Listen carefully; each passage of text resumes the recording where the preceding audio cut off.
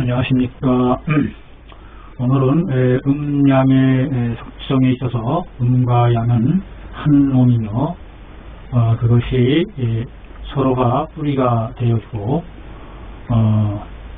혈기와 좌우와 남녀 수화의 상태로서 발현되어 나타나는 현상에 대해서 살펴보도록 하겠습니다. 자, 보실까요?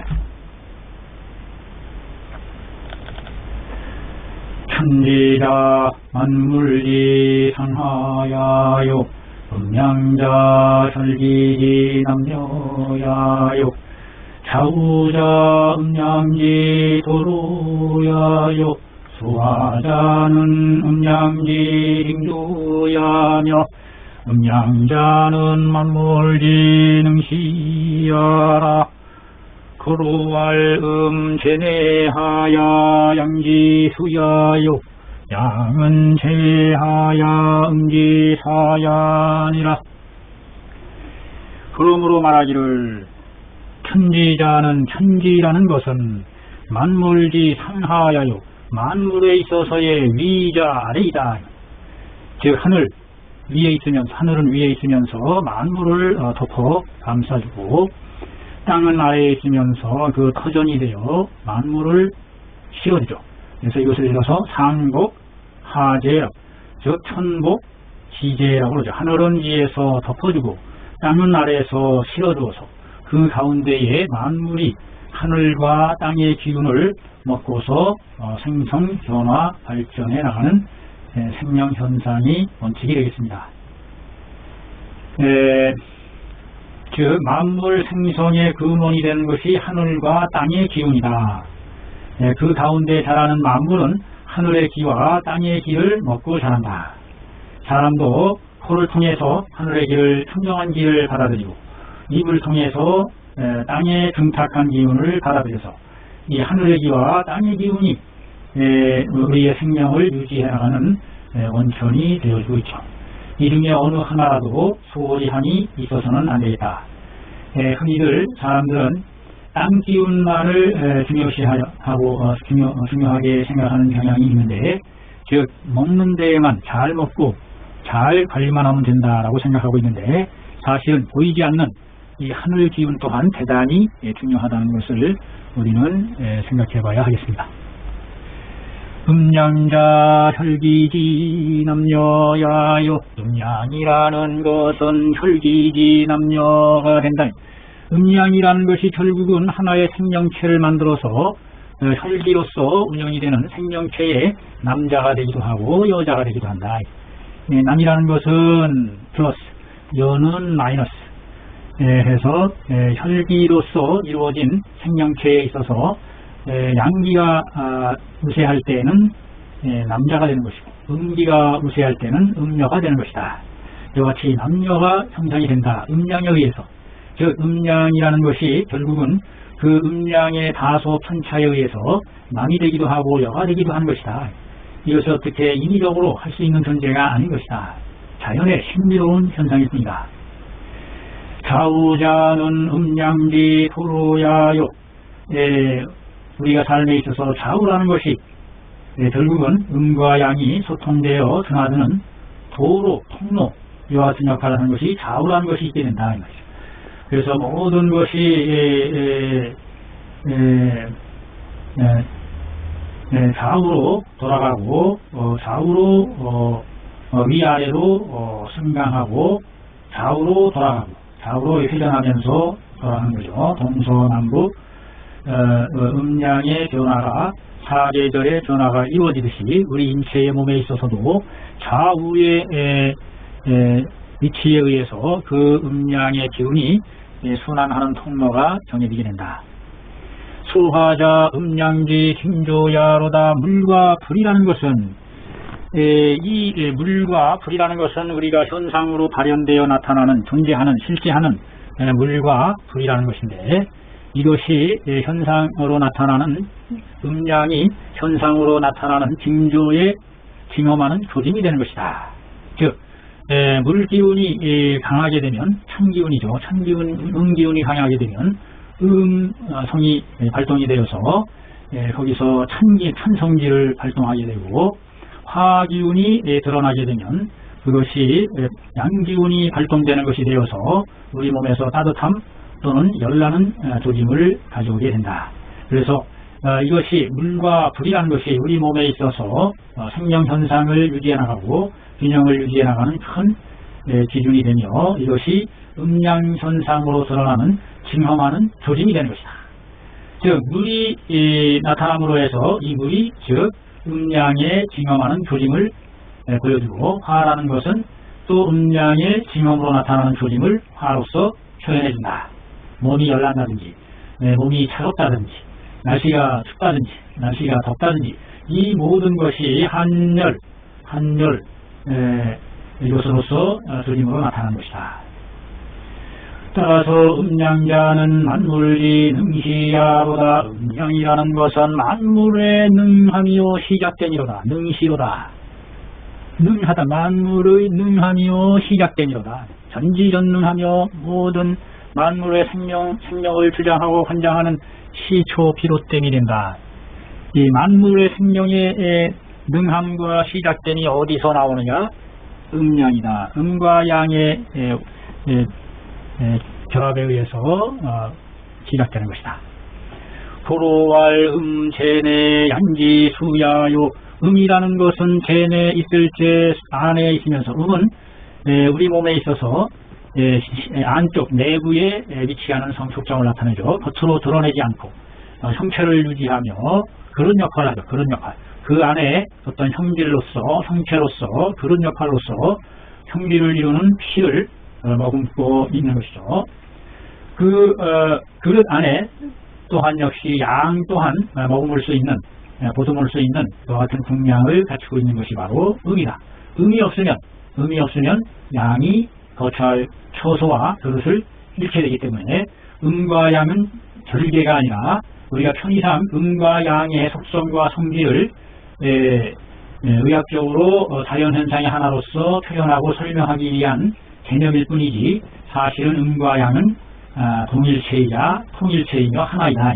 하나로 통일된 존재로 남아있다. 그런데 그 중에서 음은 안에 있는데 양지수야요. 양의 지킬수 지켜야 된다 이 말이죠. 양의 지킴이 된다. 음은 안에 있으면서 양의 지킴이 된다. 지킴이 되어주고 양제외 음지사야로다. 양은 밖에 있는 밖으로 떠다니면서 민첩하게 보이지 않는 기운으로서 최초에 우리 몸을 감싸주고 지켜주는 그와 같은 덮여주고 그와 같은 작용을 하는 것이 양이죠. 양이 밖에 있으면서 음지사요로다. 음의 사자는 사신사, 심부름사자죠. 심부름사 또는 불일사, 부려먹는다 사자죠. 즉 음의 심부름꾼이다 이 말이죠. 심부름꾼이라는 게 뭐예요? 전령사죠. 전령사. 음이 뭐 하고자 할 때 그것을 대신해서 작용을 해주고 소통을 해주고 그와 같은 역할을 하는 것이 양의 역할이다. 그래서 음양이 우리 몸에 있어서의 어떤 역할을 하는지에 대한 명확한 근거를 제시해주고 있는 아주 대단히 중요한 말이라고 할 수 있습니다. 자, 이것이 여러 가지로 우리가 해석을 해볼 수 있는데 이 구절이 음제내 양지수야 양제외 음지사야 이 기본 개념은 우리 머릿속에 깊이 새겨둘 필요가 있습니다. 음양의 작용을 나타내면서 이것이 여러 가지로 해석도 가능하다는 것을 한번 살펴보도록 하죠.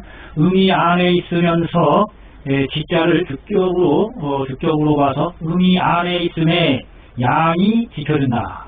이렇게 해석이 될 수도 있어요. 음이 안에 머물러 있는 동안에 양이 그 외곽을 지켜준다. 수비대 역할을 해주는 역할을 한다라고 볼 수 있습니다. 반면에 양이 밖에 있을 때에 음지사야로다.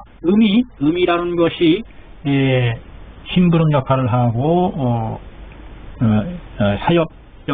사역을 하게 되고 한다. 양이 바깥에 있을 때에 음이 실질적인 일은 실무적인 일은 음이 안에서 역할을 해서 소화를 시키고 진액을 만들어서 형체를 만들어서 영양을 공급하고 피를 공급한다든지 이와 같이 그런 역할을 한 것으로 해석이 될 수가 있어요. 또 한 가지는 이 지자를 어떻게 보느냐에 따라서 우리가 여러 가지로 해석이 가능할 수 있다는 겁니다. 음이 안에 있으면서 지자를 목적적으로 해석을 할 수도 있지 않느냐. 양을 잡아준다. 양이 떠오르는 양을 지켜주고 잡아준다. 이런 역할을 한 것으로도 또 해석이 가능해요. 음이 안에 있으면서 양을 잡아준다 이 말이죠. 결국은 양을 머금어주고 포용해주는 것이 음이기 때문에 음이 있어야, 혈이 있어야 그 혈 안에 양을 머금어서 양이 이탈하지 않도록 지켜주고 잡아주는 역할을 한다. 이렇게 또 해석이 가능할 수 있단 말이에요. 마찬가지로 양이 밖에 있으면서 음을 부려먹는다 이 말이에요. 실질적으로 그 사용자의 위치에 있는 것이 음보다는 양이 될 수가 있다. 이런 관점으로 볼 수 있는 겁니다. 즉 정신적인 노동하는 사람이 육체적인 노동하는 사람을 부려먹는 사용자 역할을 한다 했을 때에 그와 같은 관계로서 운영되어지는 것이 우리 몸 역시 마찬가지다. 양이라는 것이 바깥 외교와 여러가지 통상과 이것을 관장하면서 음을 부려먹는다. 음을 부려먹는다. 음을 사용자로서 부려먹는다. 이렇게 해석이 될 수 있는 겁니다. 그 다음에 이 지자를 관용격으로 해서 첫 번째 해석한 것처럼 음은 안에 있으면서 양의 지킴이가 되고 양의 수호자가 되고 양은 밖에 있으면서 음의 심부름꾼이 된다. 음을 위해서 이를 대신하는 심부름꾼 역할을 한다.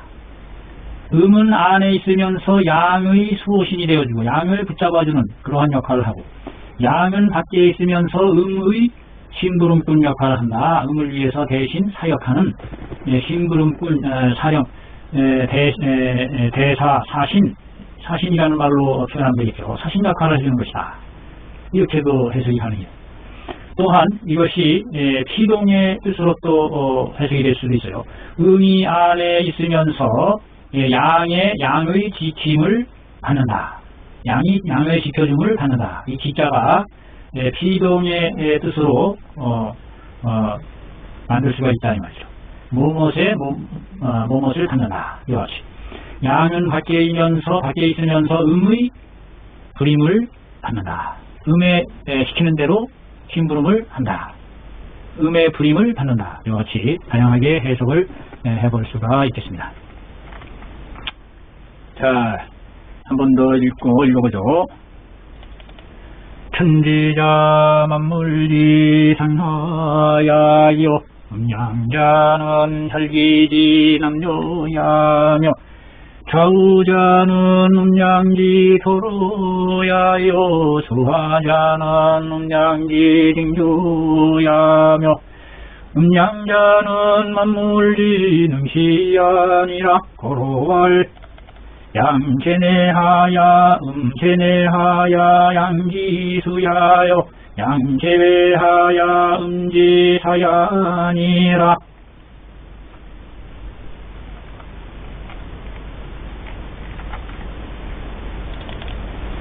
결국은 음은 안에 있으면서 양의 지킴을 양의 지켜줌을 받기도 하면서 한편 또 이탈하려는 양을 잡아주는 그와 같은 집안 단도리를 양이 밖으로 놀아나면 그 양이 밖으로 놀아나지 않도록 집에서 잘 지켜주고 잡아주는 그와 같은 역할을 하는 것이 음이고 또 음이 집에서 안전하지 않을 때에 그 음을 지켜주는 역할을 하는 것이 우리 몸에 있어서의 양이다. 우리 몸의 형체를 유지하고 지켜주는 것이 그와 같은 그 수기대 역할을 하는 것이 우리 몸에 있어서 양기라는 것이다.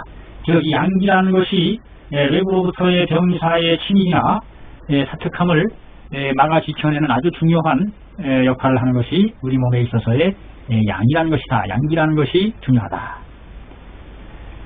한편 양은 밖에 있으면서 음을 대신해서 심부름해주는 심부름꾼 역할을 한다 이 말이에요. 양이라는 것은 신통한 작용과 신령한 작용과